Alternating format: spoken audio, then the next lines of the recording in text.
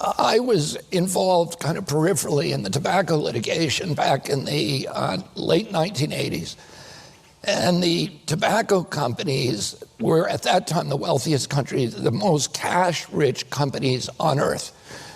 And they saw the writing on the wall. They saw that they were going to face litigation and regulatory headwinds. They saw that their customer base was shrinking. And they began to diversify. So they targeted the food companies. And by 1994, the two biggest food companies in the world were R.J. Reynolds and Philip Morris, tobacco companies. They took thousands of scientists that were involved in making tobacco more addictive and more attractive, particularly to kids. And they transferred those science to their food division. And those scientists went into the lab and began creating ingredients and identifying ingredients that make food addictive.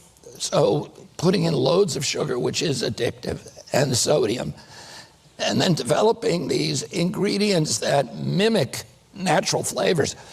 So they'll mimic a strawberry flavor, for example, and you're hungry for strawberries, and you can smell and taste this ingredient, but it has no nutrients in it. When you eat a strawberry, oh, sorry, I ducked.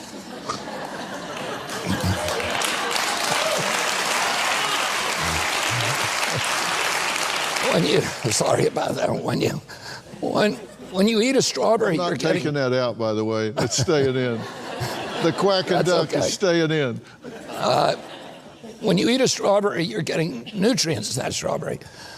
When you eat that strawberry flavor, you're not getting any nutrients, and your body recognizes you're not getting nutrients, so it's craving more and more of it. So you have an impulse to eat without ever getting satiated. So you stuff yourself with food trying to get the nutrients, but they never come. Yeah, and what you're getting in that food is making you sick. And it's like an itch you can't scratch. And like this is a picture of European Fruit Loops and our Fruit Loops. Is the camera getting this? And ours are a lot brighter. And what's making them brighter are petrol-based dyes, right? Right, and another thing they did was these scientists realized that your brain actually measures the number of times you chew to tell your stomach when it's full. It's one of the many metrics that your brain uses to tell when you're full. And so they began adding softeners to our food and make it so you don't have to chew so much. You can inhale a Twinkie. And your brain is telling your body, oh, you haven't eaten anything yet because you only chewed 2 or 3 times. So, these kind of chemicals are designed to make us insatiable, continually eating all day, never full, never satisfied, and getting less and less healthy. And then, of course, there's the chemical, the pesticides